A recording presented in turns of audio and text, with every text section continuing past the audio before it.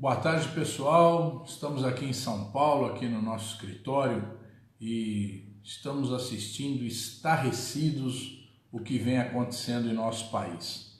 São situações que a gente só tem a lamentar, porque o descaso do governo não afeta somente o prestígio do governo, afeta a todos os cidadãos e as cidadãs brasileiros. Veja o caso do desemprego. Nós estamos com mais de 13 milhões de desempregados e mais outros 13 milhões que já desistiram de procurar emprego. Portanto, são 26 milhões de pessoas que têm condições de trabalhar e que não estão trabalhando. Ontem aqui em São Paulo, aliás, anteontem aqui em São Paulo, nós tivemos uma demonstração de quanto é criminoso esse desemprego. O Sindicato dos Comerciários resolveu criar um banco de emprego e, para oferecer 1.500 vagas, abriu um anúncio e compareceram no Vale do Anhangabaú mais de 10 mil pessoas, todas em busca de um trabalho, em busca de condições de poder se sustentar e sustentar sua família. É uma situação duríssima para o povo brasileiro, mas o governo não está nem aí com esse problema. O governo simplesmente parou de governar, parou de se preocupar com o povo brasileiro. Henrique Meirelles, o grande timoneiro da recuperação econômica, que diz que resolve todos os problemas econômicos, ele, que era o ministro da Fazenda de Temer, ele simplesmente abandonou o governo e resolveu ser candidato a presidente da República e já atingiu a fantástica marca de 1%.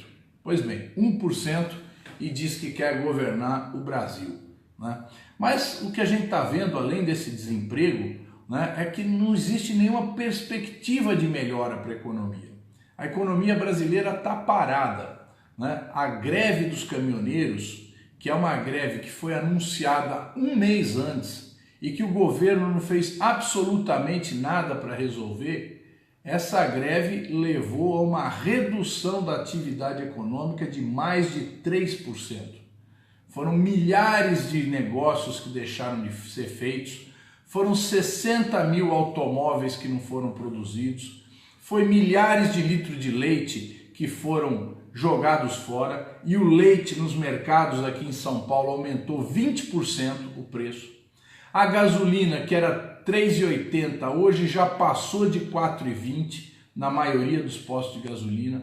Portanto, foi uma greve que redundou em prejuízos enormes, e que esses prejuízos os capitalistas vão distribuir entre os seus empregados, cortando horas de trabalho, demitindo trabalhadores e aumentando preços, como a gente já está vendo um aumento de preços, um aumento na inflação agora. Portanto, foi uma greve que jogou a economia brasileira na lona.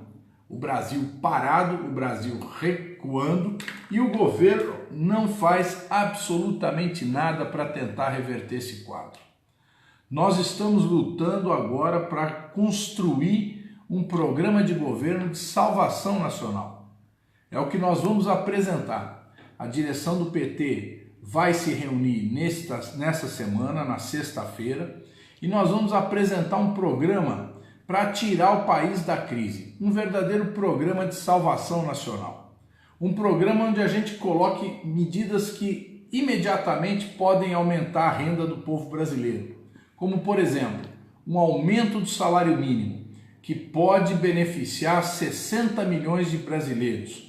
Um aumento do salário mínimo tem uma ampla repercussão social, beneficia brasileiros da ativa e cerca de 18, 19 milhões de brasileiros aposentados, que recebem benefícios do governo federal, do INSS.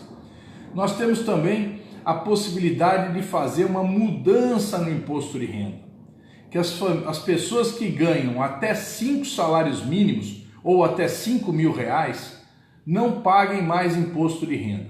E a gente refaça essa tabela do imposto, cobrando mais de quem tem mais.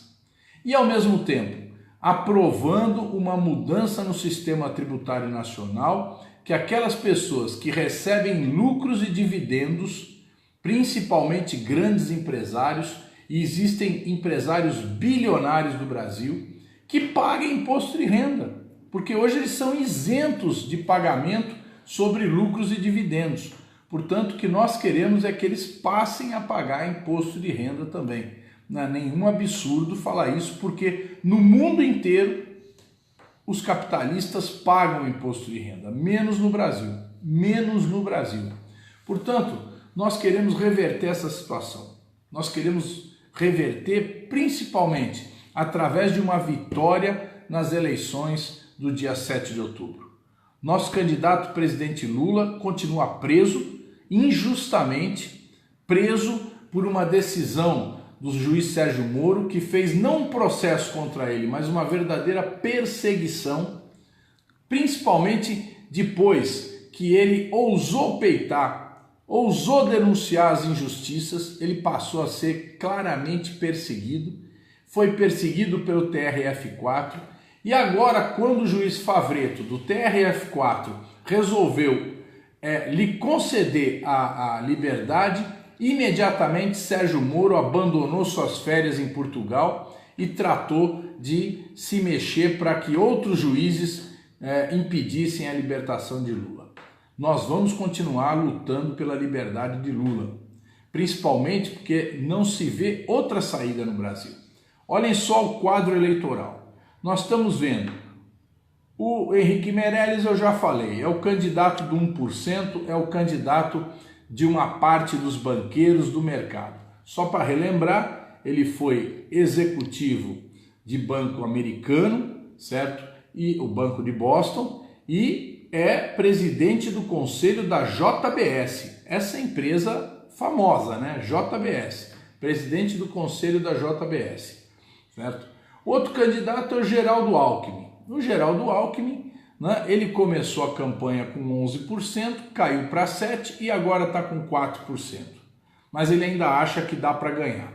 Só que os tradicionais aliados dele não querem mais nada com ele. O PMDB resolveu caminhar com o Meirelles e o DEM, o PP, o PR, o PTB, o Solidariedade e o PRB estão discutindo uma nova possibilidade, que seria o apoio ao Ciro Gomes. E aí a nossa preocupação, o Ciro Gomes, uma hora dá declaração para o lado popular, outra hora dá declaração para o mercado. Então a gente não está sabendo exatamente para onde o Ciro Gomes vai, né? É evidente que se ele for compor com esse bloco de apoio ao governo Temer, não venha ele dizer que é um candidato de oposição, porque essa turma golpista que apoia o Temer é uma turma de oportunistas e que vão querer apoiá-lo, né? Vão querer apoiá-lo se achar que ele tem chance de ganhar. Então, essa é uma possibilidade. A outra possibilidade que ele tenta construir é o apoio do PSB, do PCdoB, né? Esse apoio, é evidente, se ocorrer, significa que ele não vai ter o apoio do lado conservador. Ele está com o pé nas duas canoas e, como a gente costuma dizer, quem está com o pé nas duas canoas costuma molhar a bunda. É assim que funciona, né? Nós estamos lutando para ter o apoio do PCdoB e do PSB, certo? Nós queremos compor uma frente popular e democrática. Nós queremos, com essa frente, construir uma alternativa de governo que coloque o país de novo no rumo do desenvolvimento econômico, do crescimento, da distribuição de renda e da distribuição de oportunidades, sempre levando em conta a soberania nacional. Hoje saiu no jornal uma declaração do Ciro Gomes dizendo que se opõe à venda da Embraer para a Boeing, que é um verdadeiro crime, que é um verdadeiro absurdo que está acontecendo no nosso país.